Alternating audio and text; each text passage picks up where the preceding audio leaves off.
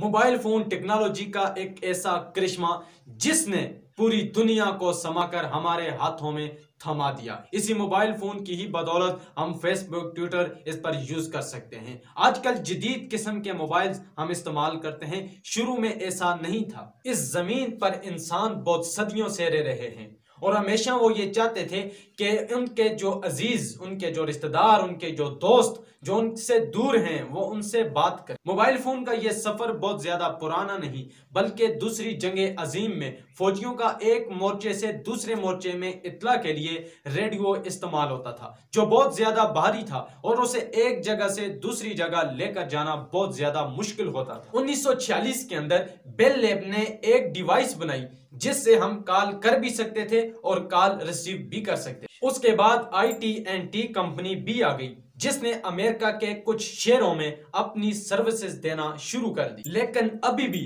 Mobile اس قابل نہیں تھے کہ ان کو اپنے پاس رکھ سکیں اور ایک جگہ سے دوسری جگہ ان کو ساتھ لے جایا جا سکے۔ 1973 میں جب میٹرولا کمپنی نے عوام کی استعمال کے لیے ایک موبائل فون پیش کیا جو پہلے موبائل فون سے سائز میں چھوٹا بھی تھا اور انسان اس کو اپنے پاس رکھ سکتے تھے، جس کا وزن تقریباً 1100 گرام تھا، جس پر تقریباً 30 منٹ تک بات کی جا سکتی تھی۔ اس کے ساتھ ہی میٹرولا کمپنی نے وائرلیس پر کام کرنا شروع کر دیا۔ 1991 میں فن لینڈ میں GSM نیٹ نے کام شروع کیا۔ انہوں نے 2G فریکوینسی کو اپنی سروسز میں شامل کیا جو کہ امریکہ میں استعمال ہونے والی فریکوینسی سے زیادہ تھی۔ اس کے بعد 2001 میں NTT ڈوکوم نے 3G سروسز کا جاپان سے آغاز کیا اور اس کے بعد 2009 میں امریکہ سے 4G سروسز کا آغاز ہوا۔ کل ہم جدید قسم کے موبائل فون دیکھتے ہیں۔ ابتدا میں یہ کمپنیز موبائل جو بناتی تھی یہ بٹنز والے موبائل بناتی تھی،